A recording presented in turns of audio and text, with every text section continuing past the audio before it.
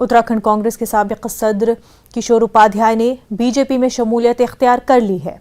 आज वो देहरादून में पार्टी के सीनियर लीडरों की मौजूदगी में बीजेपी में शामिल हो चुके हैं। वहीं कांग्रेस पार्टी की जानिब से 6 साल के लिए बरतरफ किए जाने के बाद उन्होंने ये फैसला लिया है।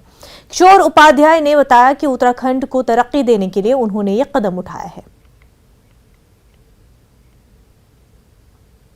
में भाजपा की सरकार है तो हम मिलजुल करके उत्तराखंड को देश का ही नहीं बल्कि विश्व का एक सर्वोत्तम प्रदेश बना सकते हैं। जल जंगल जमीन के जो मुद्दे हैं उनको लेकर के निश्चित रूप से मुझे संरक्षण मिलेगा। इस भावना को लेकर के मैं इस टीम के साथ शामिल हुआ हूं और मुझे बड़ी खुशी है कि आपने मुझे विश्वास दिलाया है कि हम उन सब में एक सहयोगी की भूमिका निभाएंगे।